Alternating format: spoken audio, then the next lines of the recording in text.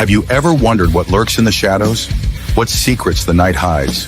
What strange phenomena might be happening just beyond your perception?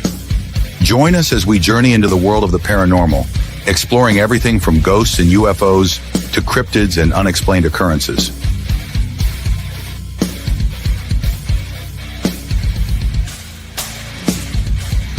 From haunted houses to all things paranormal, join us in the search for the truth behind the veil. Welcome to Paranormal 411.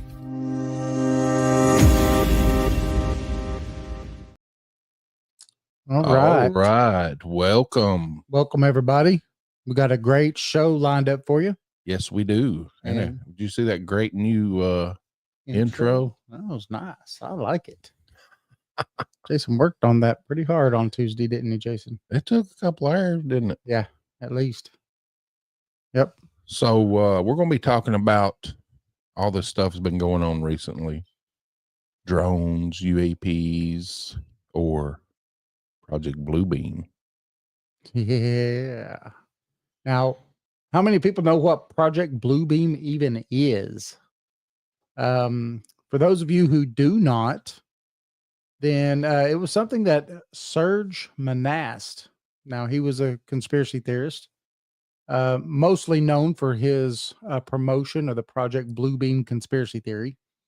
Now, this is supposedly a plot to facilitate a totalitarian world government.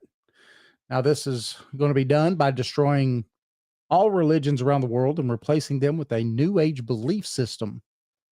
Now, they're going to do this by using futuristic NASA technology. And this is going to be done by faking an alien invasion, Jason. Oh, yeah. Or a fake extraterrestrial encounter. Now, this is meant to deceive nations into uniting under a one world government. What do you think about that? So, and he came up with this in the 90s. 90s. So, and what did he say? It would be, the invasion will be 2024. Yeah, scroll all the way down to the bottom. Yeah, somewhere in 2020. It says, We'll get well, to that. yeah, we'll get to that. In 2024, is when he predicted that this would happen. And we will get to that here in a little bit. So definitely stay tuned so you could hear exactly what that is. Oh, yeah. Now, in the early 90s, you know, the world was rife with whispers of secretive government operations and shadowy figures plotting, you know, grandiose schemes. Now, amidst the backdrop of this, there was a guy, he was a Canadian journalist, and his name was Serge Monast. Now, he had this chilling prophecy, right? Or he talked about Project Bluebeam. Now, he was pretty intrigued by secret societies, definitely conspiracies. He actually dedicated his life to uncovering what he believed was a sinister plan that was orchestrated by NASA and the United Nations. Isn't that crazy? Yeah. Now, according to Monast, their goal was nothing less than the establishment of a new world order, a one world government that would subjugate humanity under the rule of the Antichrist. Now, this plot was not ordinary by any means. It was a four-phase plan designed to deceive and control the masses. Hello, Michelle. Hello. So That sounds like something our government would do. I think it would. Now we're going to talk a bit about this phase 1, phase 2, phase 3, phase 4, and a little bit tonight on this 1 hour show. So stay tuned for sure because it's going to get good. Oh, yeah. So you ready, Jason? You want to take phase 1? Yeah, I can. So the first phase of Bluebeam involves a strategic release of archaeological and historical documents. So these documents, Monast claimed, would challenge and discredit traditional religious beliefs. Imagine ancient texts and artifacts surfacing, Mhm. each suggesting that our long-held doctrines were nothing but fabrications. This phase is aimed to shake every foundation of faith and to prepare the world for the radical changes. Right. They will, they will fabricate any evidence to discredit all religions. Yeah. And, some have said that, maybe that's what's happened with, the new books that they had found for the Bible Yeah. and all that stuff with the Dead Sea Scrolls and stuff Yeah, like that. they found a bunch more Dead Sea Scrolls. Yeah. So, I don't know. I mean, what do you think, Jason? Do you think that the only problem I have with a lot of this stuff is that a lot of people of faith, right, that believe in whatever God it is that they believe in, I think it's pretty hard for them to get their faith shaken. Yeah. I mean, really, I don't care because you take Christianity, just for an example. You bring anything out that goes against what they believe, and they'd just be like, the devil did that. It's the devil. Right. Yeah. They brought that's not real.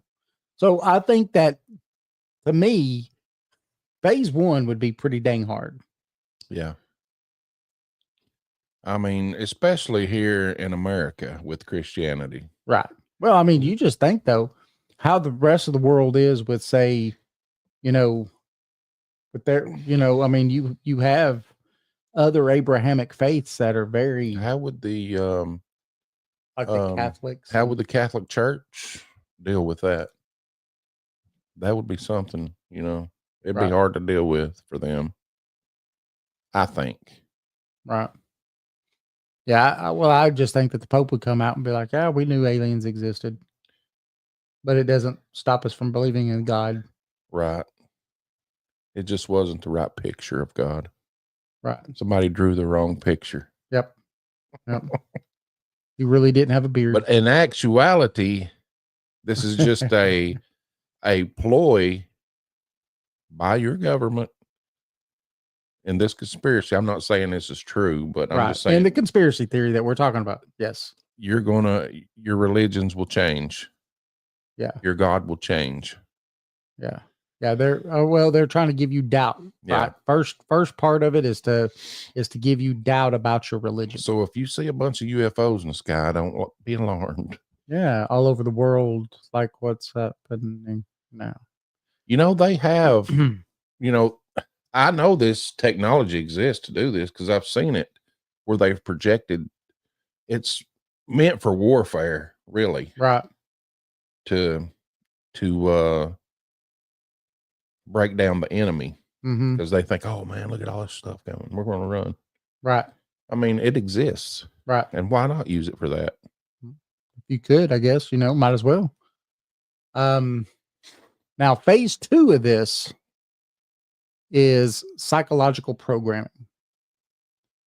Now, with seeds of doubt planted, this second phase is commenced. Hey, Susan. Hello, Susan. Now, through a relentless barrage of movies, television shows, media, psychological manipulation, these things took center stage. And people were gradually desensitized to the fantastical and the supernatural. Stories of aliens, supernatural beings, and futuristic technologies flooded the airwaves. Now, this subtle yet pervasive conditioning was designed to make the extraordinary seem plausible, if not inevitable. Now, Chomsky says, in a totalitarian state, it does not matter what people think, since the government can control people by force using a bludgeon. But when you can't control people by force, you have to control what people think. And the standard way to do this is via propaganda. Right? Yeah. So there is an article by Sylvan Timsit. And he wrote this, and it says the 10 strategies the media uses to manipulate us. So this is going all underneath this second one here for manipulation, right? Now, here's just some of the main points of it. We're not going to go through every single bit of it. But point number 1 of the 10 is distraction. So they do this by diverting public attention from important issues by flooding the news with trivial stories. See it every day. Hey, Yep. Eddie. Happy birthday, Eddie. Happy birthday. Number 2, problem, reaction, solution. So they create a problem to later solve it, making the manipulators appear as heroes. And that's the way it works. Gradualism is number 3. So they implement socially unjust decisions progressively over time so they can avoid public uproar. So just kind of slip it in just a little bit at a time, a little bit at a time. You're welcome, Eddie. Next, differing. So they present unpopular decisions as necessary for a better future. So it's good, right? Leading the public to accept a lower quality of life. That's happened to us a lot. Yeah. They treat us like children. So they use sugar-coated arguments and annotations to keep the public submissive and docile. You see it all the time. This is why a few years ago, I stopped watching the news, just to let you know. They appeal to your emotions by using emotional appeals to control thoughts and prevent your critical thinking. Because why? Because they want you to feel it, not think about it, right? They don't want you to think about it. They also keep you ignorant and mediocre by isolating the public from knowledge to make it easier to manipulate you. You can see that. Yeah. I mean, that happens all the time. They encourage mediocrity, promoting consumerism and benignality to keep the public indifferent to their surroundings. Right? They just want you to, bye. Right? Don't save, don't do nothing, just buy. Self-blame, making individuals believe that they are responsible for their misfortunes and preventing mobilization. Yeah. They do it. Complete knowledge of the public. So they use physical, social, and technological advances to know and manipulate individuals where they are the weakest. Well, that you can't say anything in front of your phone now without it popping up. Yeah. You get an ad. Yeah. Even if you look something up on Google, you'll get ads on Facebook. Yes. That's crazy. Yeah. And the last of this is strategies that aim to create, and well, these are strategies actually that create and aim to make people more docile, make them more submissive, make us more obedient. And then you're going to support inequalities. Yeah. Because that's what they want to do. They want to separate you into different groups and then make you think in groups. We can't be one people.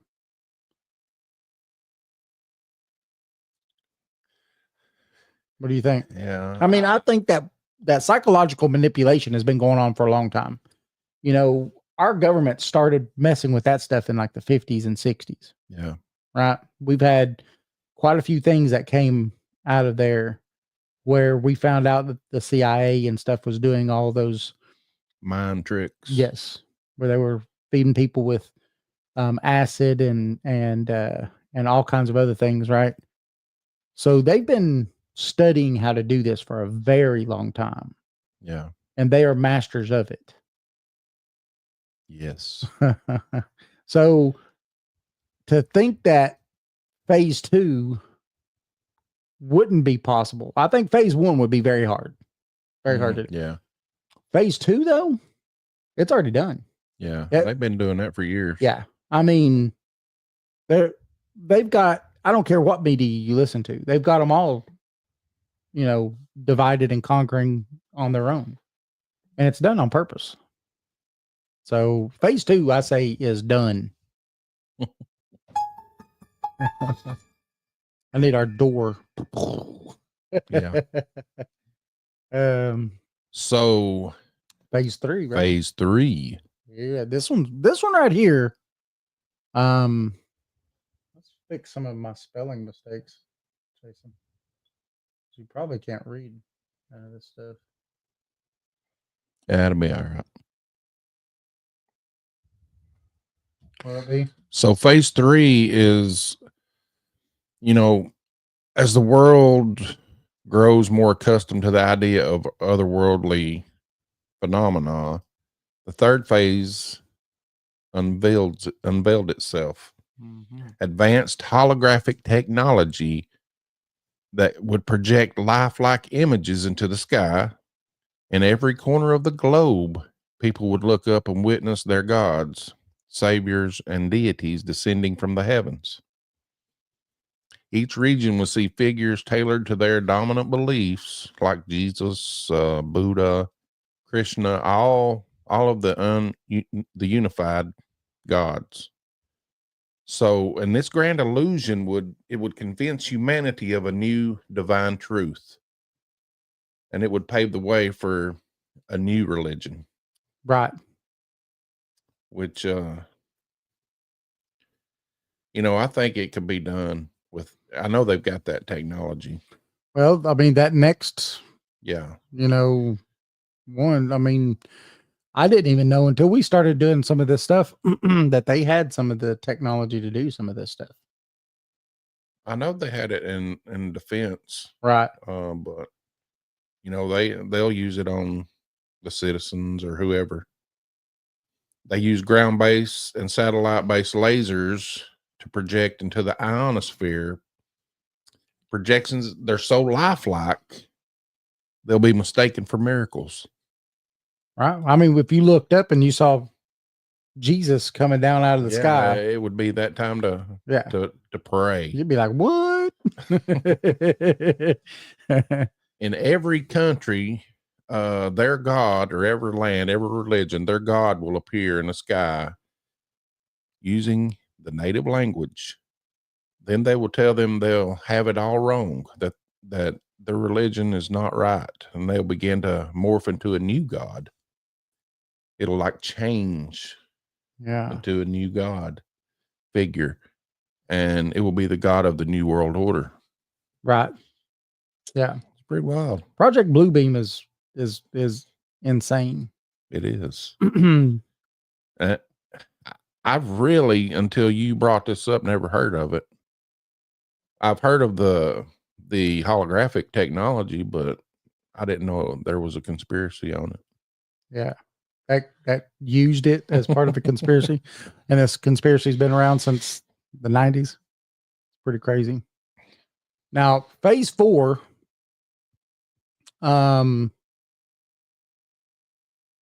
they force relocation and control. So they're going to force relocate and control.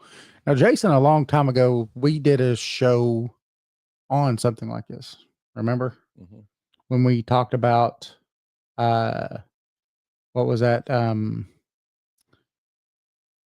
The Georgia Guidestones. Yeah, it was a New World Order. And also the Denver, Colorado airport.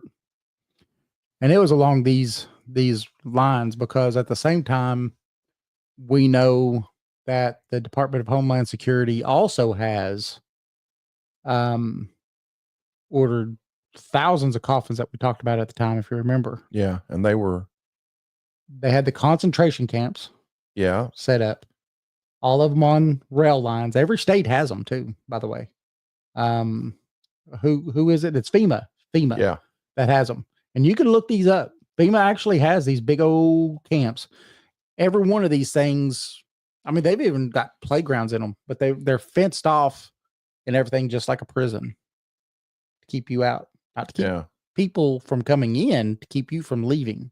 The top razor wire is pointed inward instead of outward. Yeah. That's pretty wild. It was a good little rabbit hole to go down when we went down it for sure. But this comes around to the same type thing. You know, the orchestrators of Project Bluebeam would then start creating apocalyptic scenarios. Now, whether these are real, where they'd start blowing up small towns or just, coming across the airwaves saying things are happening, would drive people crazy, right? People start panicking, start running around. Yeah, just like you remember what happened in was it the 40s, 30s, 40s? Oh yeah, with the War of the Worlds. Yeah. Yeah. That drove people nuts. Yeah, people jumped out of windows, that stuff. And that was just a TV or a radio program. Right. And they thought it was real. Yeah. Yeah. Oh, man. But this right here, they would start simulating alien invasions, natural disasters. And what they're trying to do is force people to go into underground bunkers and stuff. Then they would start using mind control, which we talked about, right? MK Ultra and all kinds of other stuff our government has done. The men who stare at goats. That's it. And then they would start using psychological warfare on them. Now, this is aimed at breaking the will of the survivors. Then when the dust settles, all the people who remained would find themselves under rule of a single world government. Yep. One world order. One world order. That's what the elites want. Yeah. For what reason? It doesn't make sense. Control. Yeah. They've always controlled everything, though. Right. Right. Well, and you could tell them at the very end there. Oh, that Monast wrote? Yep. Monast. Monast, in the year 2024, a global event will alter the course of mankind's future. The world will stand witness to a massive alien invasion. Thousands of projected holographic alien warships will blanket the skies, sending people into a global panic. Now, he wrote that in the 90s. Yeah. What really gets me and what really pushed me to want to do this tonight is what we're seeing in the skies. Eddie knows because we talked about it. Yeah, New Jersey. And I mean, they're everywhere though. I mean, they're everywhere. And even overseas. Now, some of these, they say probably are what they say that they are, right? Some of these are. But a lot of these are unknown, that they don't know what these are, that they don't fit a drone, that these things are SUV sized, that they're setting and hovering in places for 8 to 10 hours. I've never seen a drone that can just set and hover for 8 to 10 hours. No. How long can your drone last there, Jason? About 20 minutes? Maybe 20 minutes. Yeah.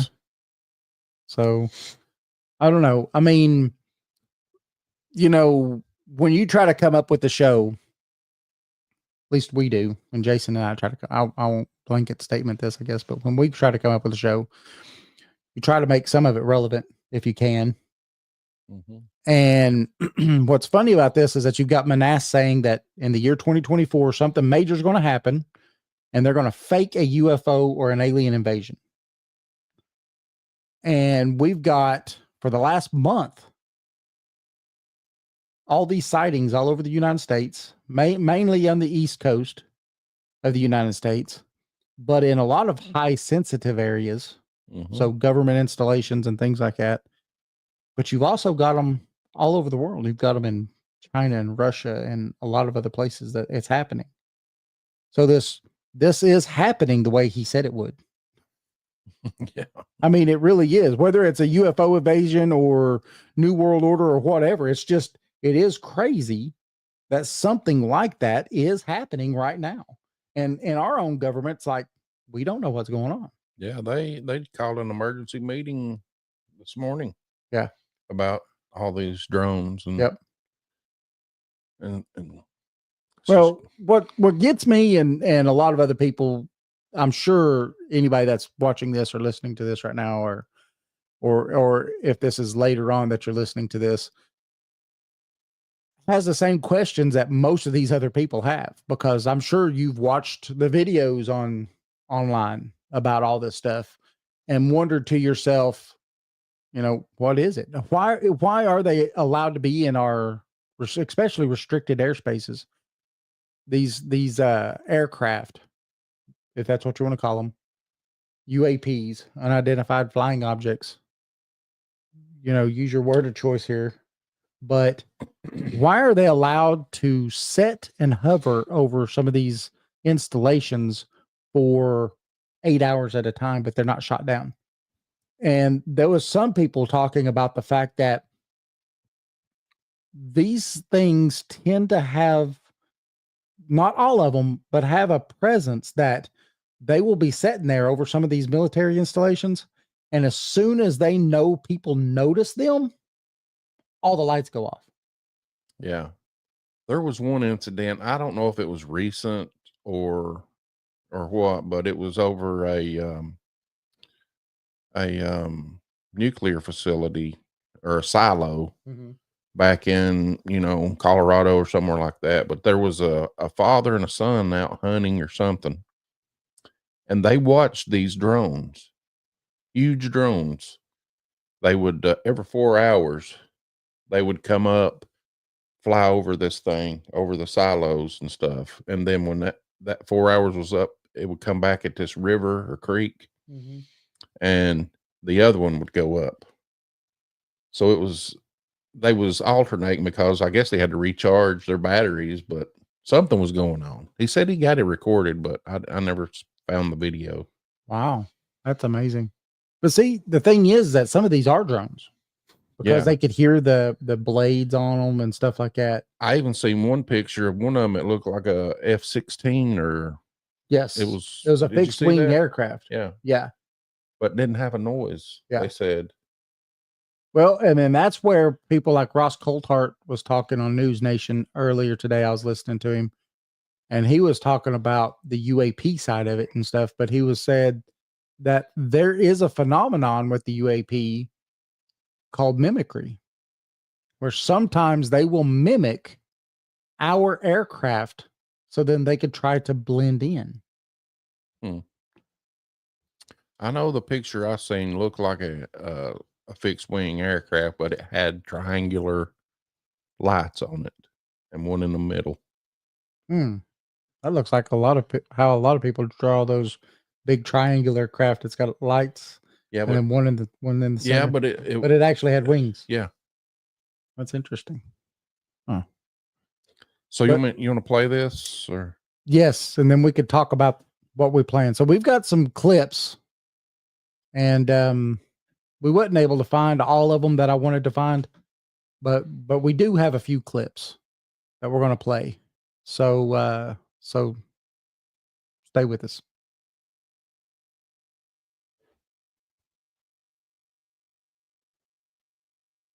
Significant size on the commercial market. Yeah, so here's the problem, Chris. Great point. We know that commercial drones tend to be a typical size, and they use a certain amount of power, if you will, and have a certain amount of loiter time, a certain amount of range. It typically can be anywhere between 15, maybe 20 minutes if you're lucky. And then you have to have line of sight in order to control these things. If you talk about anything bigger than that, you're really talking about a state-sponsored capability. This isn't a hobbyist. This isn't a drone that someone buys, let's say, from Radio Shack or buys from Amazon. This is something far more complex that can be flown beyond line of sight, i.e. over the horizon, and has a loiter capability in some cases of several hours. And if you're talking about an SUV size or larger potentially drone, this is a problem. Look, the U.S. Navy has been reporting these types of drones, in some cases the size of cars and even bigger, for years now. And this is exactly emphasizing the point why we need to take this topic seriously. Hey, thanks for. Well, there's the first one. And of course that's Lou Elizondo. Everybody probably knows. And I'm just going to pause that. Go ahead. But no, Lou Elizondo was part of ATIP and everything, and when he was talking about that, our government has been, talking about these things for a long time, or the Navy has been having these problems. He's talking about the Go Fast, the gimbal, Tic Tac videos. Every one of those videos are all because of these things that are messing with with our military. Mm-hmm. So again, I don't think that every single one of these things that we're seeing is exactly what we're being told that they are. I think some of them actually are probably UAPs. Yeah. So now we'll go back to the New World Order part of it. New World Order. I want to Now- play. Yeah. Go ahead. Set it up. Go ahead. So a lot of people don't know that November 3rd, I think it was, or something like that, that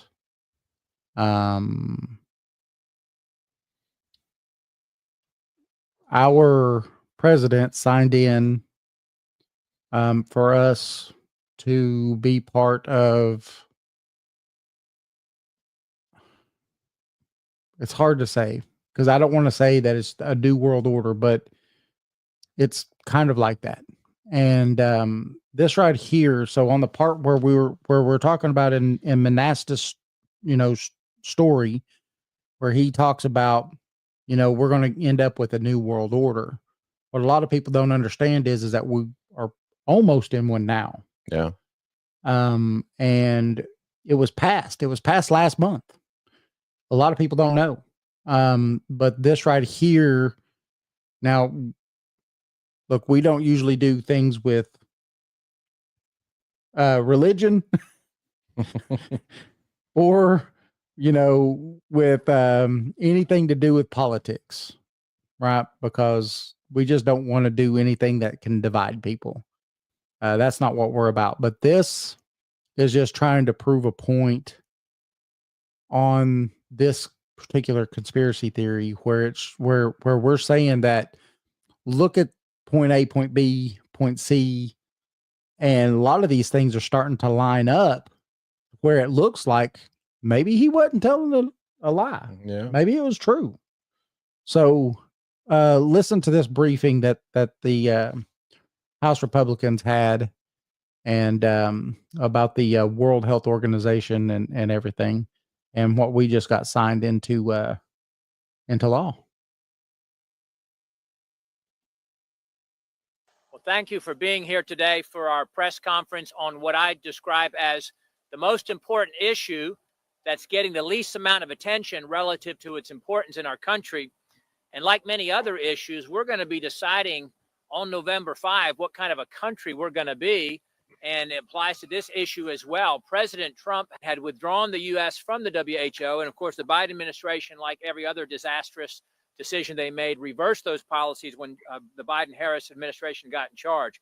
Well, later this week, the UN is going to hold a, quote, summit for the future. And they're going to produce, this is right from their website, an intergovernmentally negotiated, action-oriented pact for the future with a chapter on transforming global governance. Ascending beyond the powers being sought by its subordinate agency, the WHO, the UN is seeking even broader and more powerful authority, as you will hear a lot about today. The Biden-Harris administration apparently intends to fully support the surrender and compliance of the U.S. to the UN in these endeavors. They are aligned with the international globalists that hate America, that hate the Constitution, that hate our founders, that hate our founding Judeo-Christian principles, and they want America to become like the rest of the world. They don't want us to be subordinate to or governed by our Constitution. No, they want America to be subordinate to and governed by the UN, the World Health Assembly, and the WHO. So the pact for the future is another way of saying, Yeah. you are now part of something bigger. And that was passed. Everybody, that did pass. So yeah, look it up. It goes far in depth. That's a very long video. It goes in depth in exactly what they are allowed to do, from the WHO to all the way down. Yeah. So when it comes to Monast talking about, you're going to wake up in a one world order, well, we kind of already have. Yeah. We kind of already have. Really hope that, we can get out of this. Yeah. Susan got a comment here.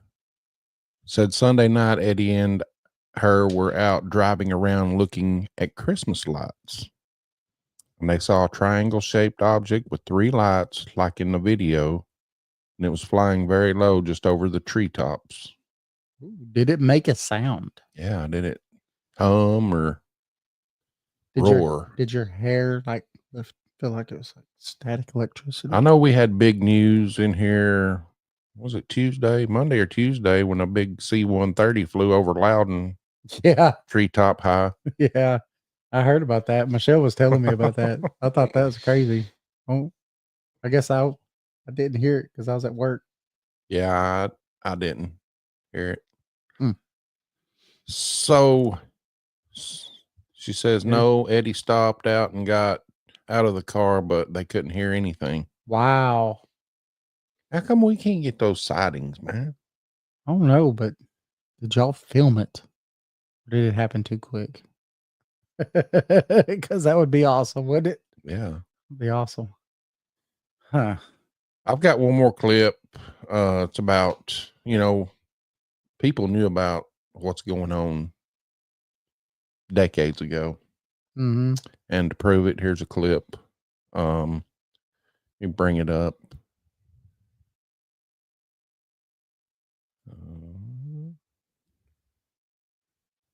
Uh-huh. You're getting really good at this. Trying to. What is at stake is more than one small country. It is a big idea, a new world order where diverse nations are drawn together in common cause to achieve the universal aspirations of mankind: peace and security, freedom, and the rule of law. So I say we must clean the house of white America. Whoops. Woohoo. Went too far. Well, yeah. So decades ago, people were talking about the New World Order. President was talking about the New World Order. Yes. Says they were freaking out and didn't think about filming it. That's okay. I mean, I probably wouldn't have been able to either. I'd have been like, what? Oh my Lord. My luck though, Susan, I would have jumped out of the car, probably got ran over. You remember the did you ever watch the Brady Bunch? Yes. So do you remember when Bobby had the UFO that it was like on a string, but he made it, he taped it and it made it look like a UFO, and it went viral and all his news and everybody, but it was I pretty don't funny. remember that one. It was a good one. Was it?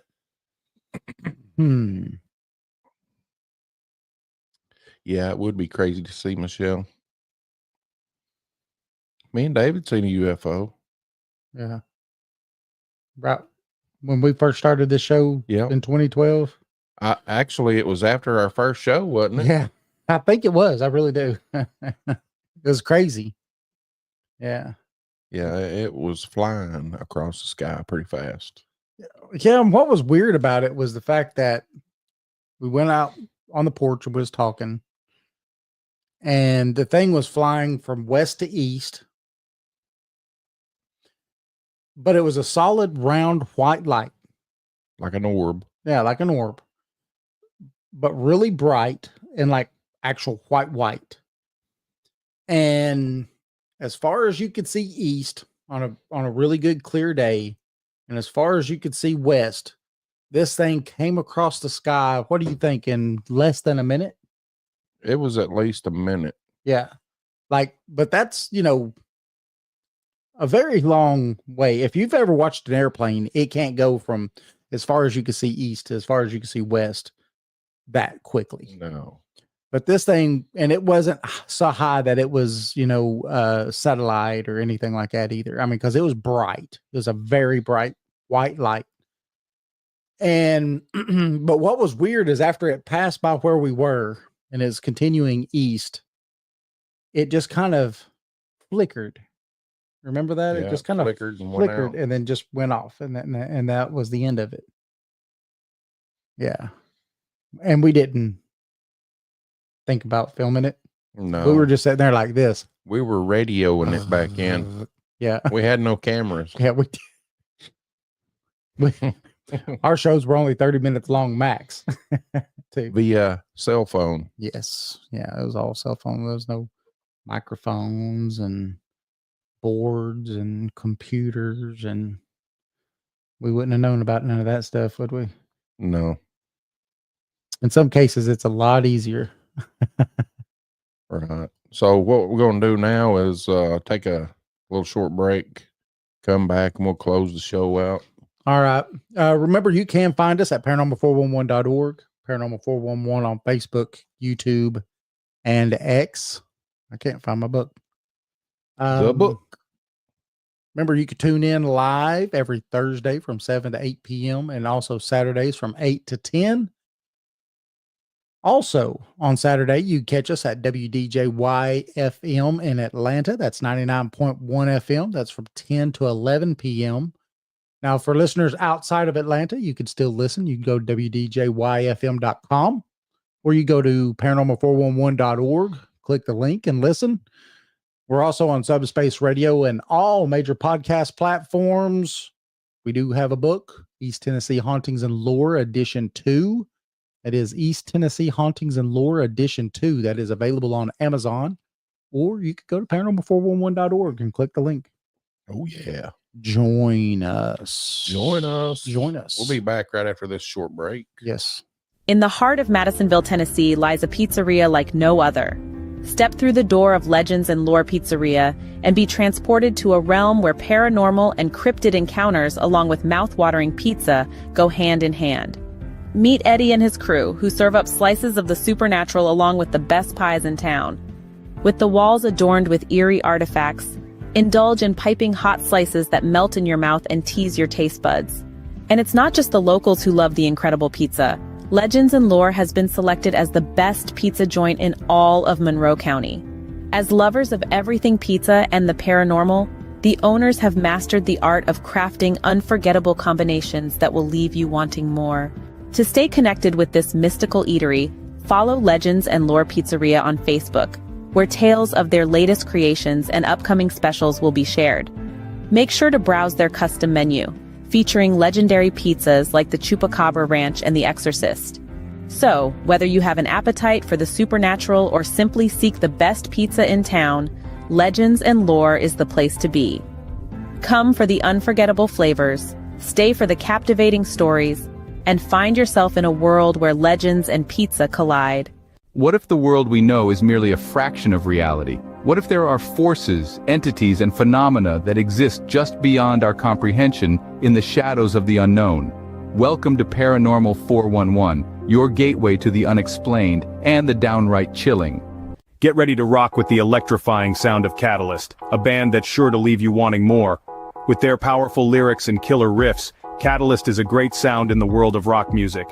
You can listen and find Catalyst on Bandcamp, or go to the link at paranormal411.org and click on their banner.